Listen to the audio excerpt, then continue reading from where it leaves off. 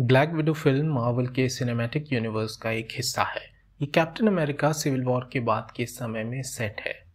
Black window film की शुरुआत एक फ्लैशबैक के साथ होती है। हमें 1995 के ओहायो में कम उम्र की नताशा से मिलाया जाता है।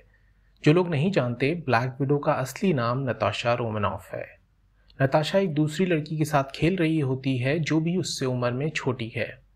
हमें कुछ समय बाद पता चलता है कि वो दोनों बहनें हैं और दूसरी लड़की का नाम येलेना है। फिर हमारी मुलाकात उनके माता पिता से होती है। उनका पिता घर पर चौकन्ना सा आता है और उन्हें तुरंत ही घर छोड़कर भागना पड़ता है।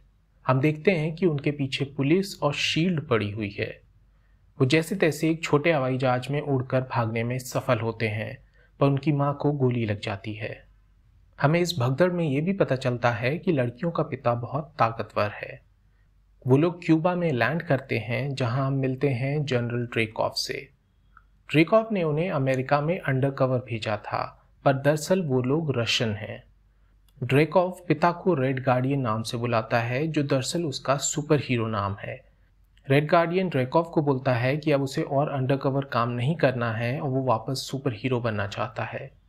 ड्रेकॉफ रेड गार्डियन से लड़कियों की माँ के बारे में पूछता है, जिसका नाम अब हमें पता चलता है मेलिना है।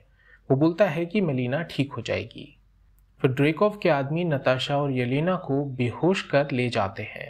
नताशा उन्हें रोकने की कोशिश करती है, पर रेड गार्डियन उसे बोलता है कि सब ठीक हो जाएगा और वो दोनों लड़कियां काफ़ी स्ट्रांग हैं।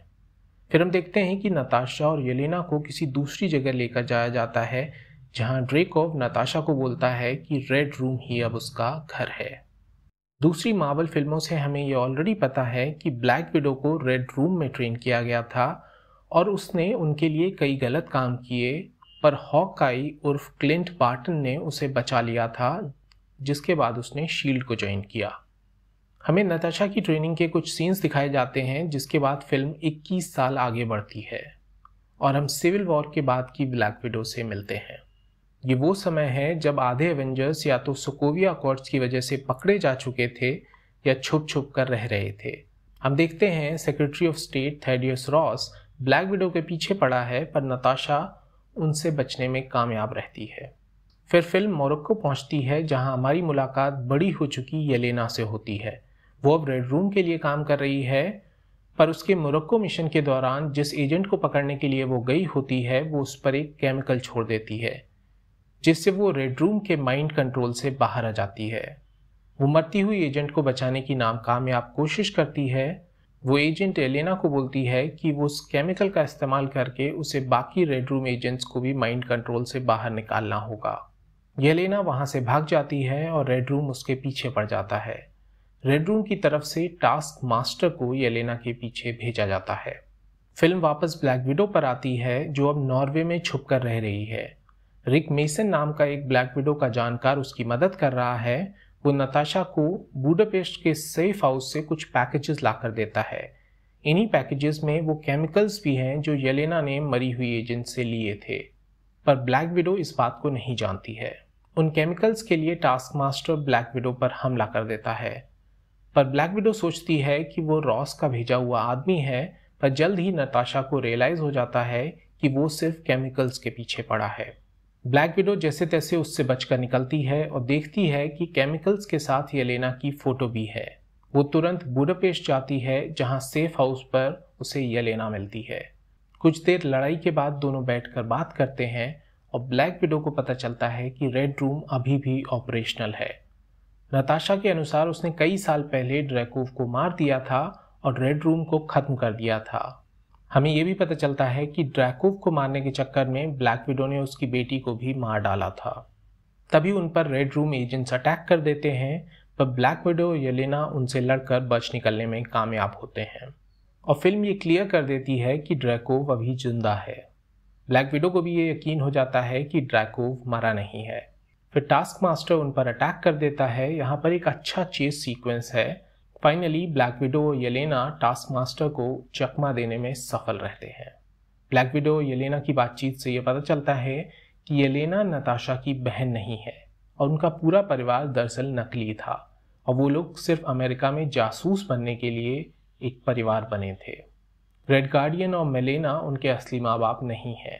येलेना ये भी बताती है कि रेड गार्डियन का असली नाम अलेक्सी है। ब्लैक विडो येलेना के साथ मिलकर रेड रूम और ड्रैकोव को फाइनली खत्म करने का प्लान बनाती है। रेड रूम की लोकेशन जानने के लिए दोनों अलेक्सी को ढूंढने निकलते हैं, जो कि अभी एक जेल में बंद है। एक हेलीकॉप्टर की मदद से, जो कि उन्हें रिक मेसन ने दिया था, वो दोनों अलेक्सी को बचाने में सफल रहते हैं। पर अलेक्सी उन्हें बताता है कि वो रेड रूम की लोकेशन नहीं जानता और उसे तो ड्रैकोव ने ही जेल में डाला था।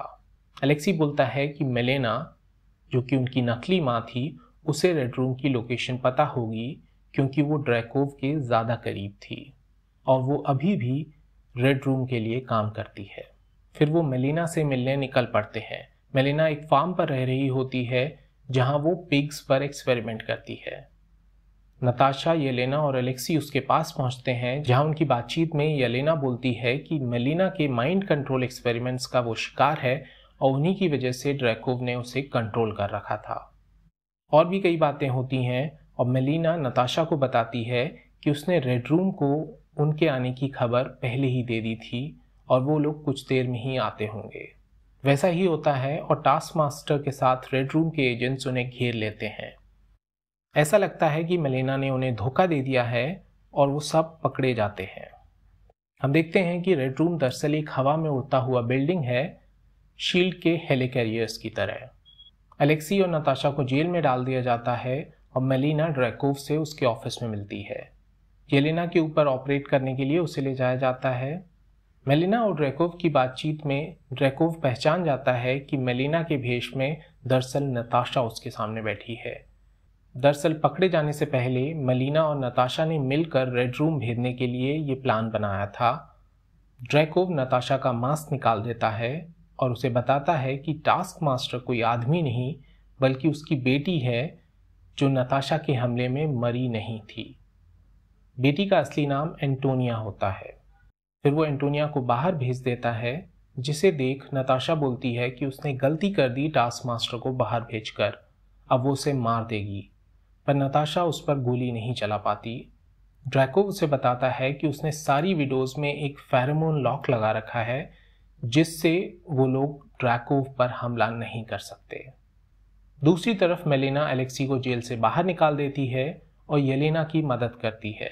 तभी टास्क मास्टर आ जाता है और अलेक्सी उससे लड़ता है। येलेना उधर माइंड कंट्रोल को खत्म कर देने वाली केमिकल को ढूंढती है और मेलिना रेड रूम को जमीन पर लैंड कराने की कोशिश करती है, पर ड्रैकोव उसकी कमांड्स को रोक देता है। नताशा उसे भड़काती है और ड्रैकोव गुस्से में उसे रेड रूम के सारे ऑपरेशंस के बारे में बता देता है और नताशा को यह भी पता चल जाता है कि रेड रूम के सिस्टम एक्सेस करने के लिए उसे ड्रैकोव की अंगूठी चाहिए होगी। फिर नताशा ड्रैकोव को बोलती है कि वो उसे बेवकूफ़ बना रही थी और उसे फेरोमोन लॉक के बारे में ऑलरेडी मेलिना ने बता दिया था। वो अपनी एक नर्स को घायल कर लॉक को तोड़ देती है और ड्रैकोव पर हमला बोल देती है, पर ड्रैकोव अलार्म बजाने में सफल होता है, जिससे रेड रूम के ढेरों एजेंट्स नताशा पर हमला बोल देते हैं और ड्रैकोव बचकर निकल जाता है। उधर येलेना केमिकल ढूंढ लेती है और ब्लैक विडो को बचाने के लिए ऐन समय पर पहुंच जाती है। दूसरी तरफ रेड गार्डियन की मदद करने के लिए मेलिना आती है और दोनों मिलकर टास्क मास्टर को एक जेल में कैद कर देते हैं। मेलिना की हरकतों से रेड रूम का एक इंजन ब्लास्ट हो जाता है और पूरा स्ट्रक्चर ही जमीन पर गिरने लगता है। येलेना केमिकल को रेड रूम एजेंट्स के बीच डाल देती है, जिससे सबका माइंड कंट्रोल टूट जाता है। फिर सब गिरती हुई बिल्डिंग से बाहर भागने की कोशिश करने लगते हैं। हम देखते हैं कि ड्रैकोव के निकलने से पहले नताशा ने उसकी अंगूठी चुरा ली थी और वो रेड रूम का सारा डेटा डाउनलोड कर लेती है। फिर वो बाहर निकलते वक्त टास्क मास्टर के रूप में एंटोनिया को कैद देखती है और उसे फ्री कर देती है। एंटोनिया उस पर दोबारा हमला करे उससे पहले ही बिल्डिंग का एक पार्ट उस पर क्रैश हो जाता है। दूसरी तरफ येलेना ड्रैकोव को एक जहाज में भागता हुआ देखती है, तो वो उस जहाज को ब्लास्ट करने की कोशिश करने लगती है। नताशा उसे रुकने के लिए बोलती है, पर येलेना जहाज को ब्लास्ट कर देती है और खुद ब्लास्ट की वजह से हवा में फेंकी जाती है। येलेना को बचाने के चक्कर में ब्लैक विडो उसके पीछे एक पैराशूट लेकर कूद जाती है, पर उन्हें एंटोनिया भी देख लेती है, जो भी उनके पीछे कूद जाती है। येलेना को बचाने के लिए नताशा उसे पैराशूट लगाकर छोड़ देती है और एंटोनिया से लड़ने लगती है। दोनों जमीन पर गिरते हैं और नताशा उस पर माइंड कंट्रोल वाला केमिकल डालने में सफल होती है, जिससे एंटोनिया होश में आ जाती है। येलेना, नताशा, मेलिना और एलेक्सी सब जमीन पर मिलते हैं। उनमें कुछ बातें होती हैं, पर तभी रॉस, जो कि नताशा के पीछे पड़ा था, वो वहां आ जाता है। नताशा उन्हें बचाने के लिए रेड रूम का डेटा येलेना को दे देती है और सबको वहां से जाने के लिए बोलती है। यहाँ पर फिल्म खत्म हो जाती है। फिल्म में एक पोस्ट क्रेडिट सीन भी है जिसमें स्टोरी प्रेजेंट में पहुंचती है और हम येलेना को नताशा की कब्र पर देखते हैं। जैसा कि आपको पता ही होगा, नताशा उर्फ ब्लैक विडो ने सोल स्टोन के लिए अपने आप को एवेंजर्स एंड गेम में सेक्रीफाइस कर दिया था। तभी वहां वैलेंटीना नाम की एक औरत आ जाती है। वैलेंटीना को हमने last falcon and winter soldier series में देखा था। वैलेंटीना येलेना को क्लिंट बार्टन को मारने का असाइनमेंट देती है। तो ये थी कहानी ब्लैक विडो फिल्म की। अगर आपको वीडियो अच्छा लगा हो तो लाइक ज़रूर कीजिए और चैनल को सब्सक्राइब करना ना भूलें। आज के लिए इतना ही। मैं फिर वापस आऊँगा एक नई फिल्म के साथ। तब तक के लिए बाय बाय।